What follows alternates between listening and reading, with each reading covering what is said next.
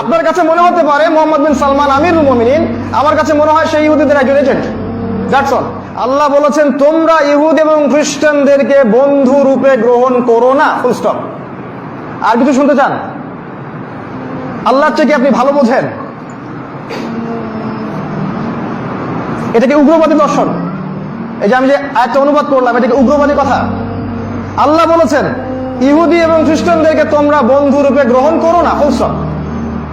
বা'দুহুম আউলিয়াউ বা'দ, ওরা একে অপরের বন্ধু। এই দেখেন, ইহুদি এবং খ্রিস্টানরা একে অপরের বন্ধু। এই বন্ধুত্ব কিন্তু আগে ছিল না, এই জামানায় হলো। ওয়া মা ইয়াতাওয়াল্লাহুম মিনকুম ফাইন্নাহু মিনহুম, তোমাদের মধ্যে মুসলিমরা কেউ যদি ওদের দিকে মুখ ফিরায়, ওদের সাথে বন্ধুত্ব করে, সে এই উম্মার কেউ না, সে ওদের অন্তর্ভুক্ত। এজন্য আমরা বলি আহলে সৌদ সহ যত গলফ কান্ট্রি আছে, কাতার, কুয়েত, আবুধাবি, লেবানন, জর্ডান যা আছে, সবাই এদের বন্ধু। এরা আমার উম্মতের কেউ না। আপনার কাছে মনে হতে পারে মোহাম্মদ বিন সালমান আমিরুল মুমিনিন, আমার কাছে মনে হয় সেই ইহুদিদের একজন এজেন্ট। That's all.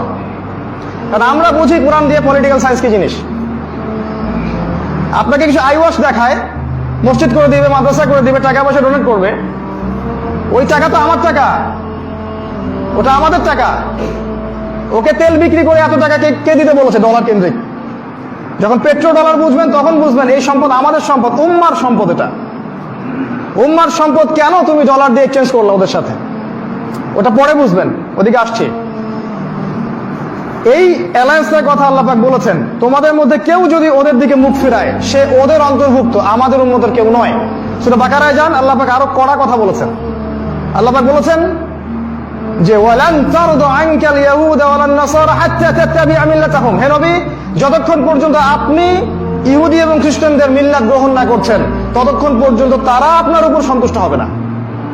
তার মানে ইহুদি এবং খ্রিস্টানরা যদি কোনো ব্যক্তি, কোনো পরিবার, কোনো সমাজ, কোনো রাষ্ট্রের উপর রাজি খুশি হয়, বুঝতে হবে এরা ওদের গোলাম বা দাসে পরিণত হয়েছে।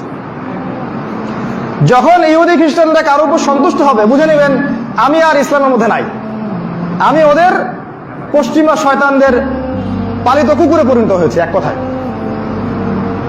আর যখন দেখবেন কোন মুসলিম সম্প্রদায়ের উপরে বা বিরুদ্ধে ওরা তেড়ে আসছে, তাহলে বুঝবেন নিঃসন্দেহে এরা হকের উপর আছে, এই কারণেই তারা ওদের উপর তেড়ে আসছে, কোনো সন্দেহ নাই। এটা সূরা বাকারার মধ্যে আছে। এই যে অ্যালায়েন্সটা গঠন করা হলো, এরপর তারা যেটা করলো, তারা বিশ্বের প্রাকৃতিক সম্পদগুলোকে আয়ত্ত করতে শুরু করলো। কি মাস্টার প্ল্যান! বিশ্বের প্রাকৃতিক সম্পদ যেমন ডায়মন্ড, যেমন গোল্ড, সোনা, রূপা এবং তেল, এগুলোকে তারা নিজেদের হাতে নেওয়া শুরু করলো। আফ্রিকার মহাদেশ থেকে তারা নিতে শুরু করলো ডায়মন্ড, মাইনিং করে করে ডায়মন্ড। এজন্য আফ্রিকা এত গরিব একটা জায়গা, ওখান থেকে সব হীরা ওরা বের করে নিয়েছে। এবং সৌদি আরব এবং গলফ কান্ট্রির কাছ থেকে ওরা নিল তেল এবং ওদের দেশে এটাকে রিস্টোর করতে লাগলো। আর এদেরকে দিতে থাকলো কাগজের টাকা, ডলার। নিজের ঘরে প্রেশার